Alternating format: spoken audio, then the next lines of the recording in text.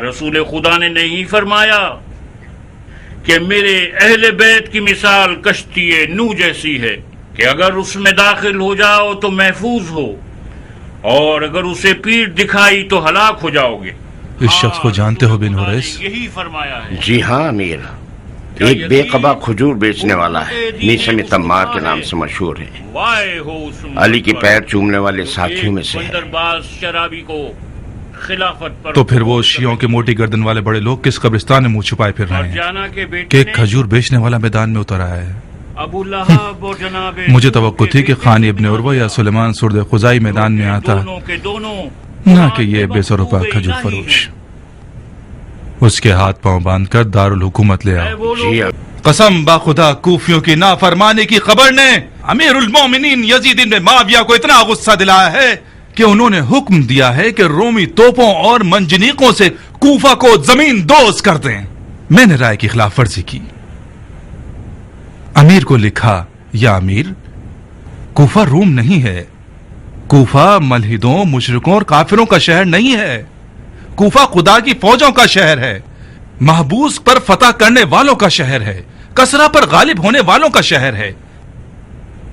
مگر خلیفہ نے ایک عظیم لشکر عراق عرب کی طرف بھیجا ہے جو عنقریب یہاں آنے والا ہے۔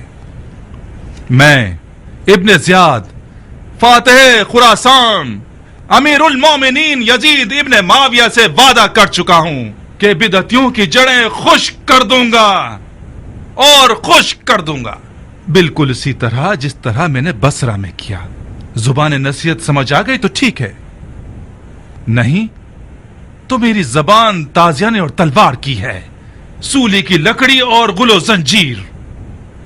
بیعت توڑنے والے چاہے کسی بھی قوم و قبیلے کے ہوں، ان کی جان، مال اور ناموس ہم پر حلال ہیں۔ آپ لوگوں میں موجود ہر قوم کے بزرگان بیعت توڑنے والوں کے نام و نشان لکھیں، کیونکہ اگر کوئی بیعت توڑنے والا پکڑا گیا اور اس کا نام اس کے قبیلے کے بڑے نے نہ لکھا ہو تو وہ بڑا مجرم ہے۔ خدا کی قسم اس زعیم کو اس کے گھر کے سامنے سولی پر چڑھا دوں گا۔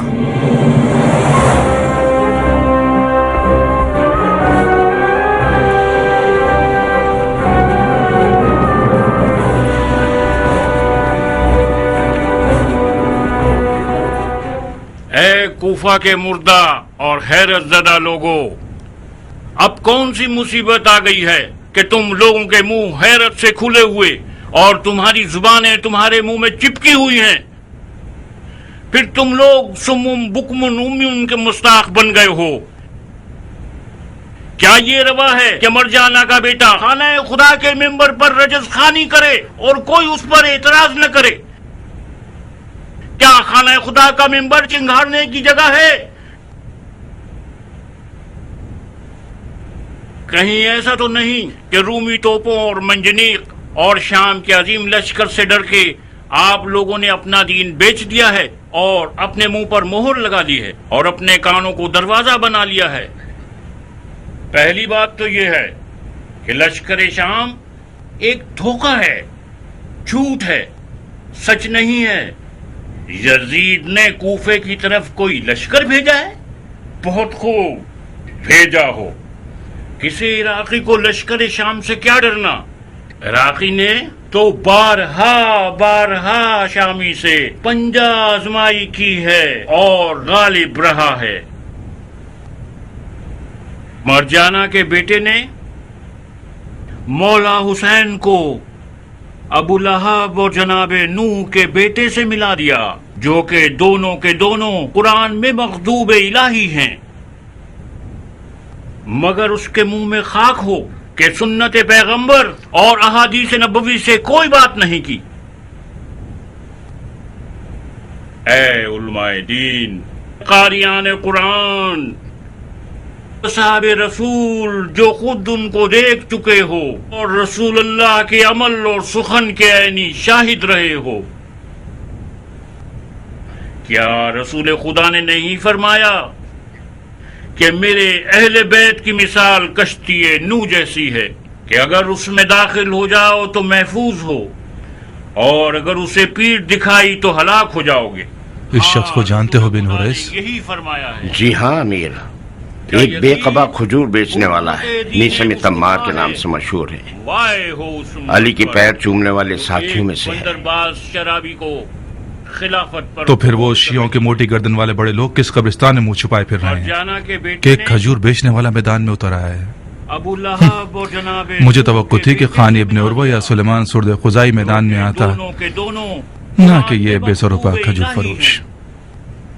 اس کے ہاتھ پاؤں باندھ کر دارالحکومت لے آؤ۔ جی امیر۔ جو وہی کی تعبیر و تفسیر کر سکتے ہو، عوام کو بدعتوں کا اصلی چہرہ کیوں نہیں دکھاتے تم لوگ؟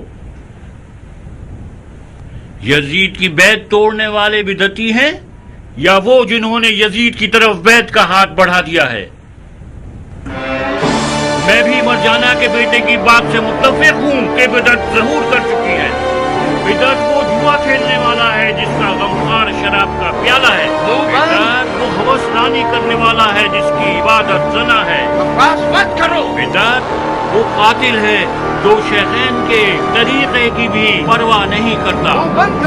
بدعت وہ ہوس باز ہے جس کی نماز سے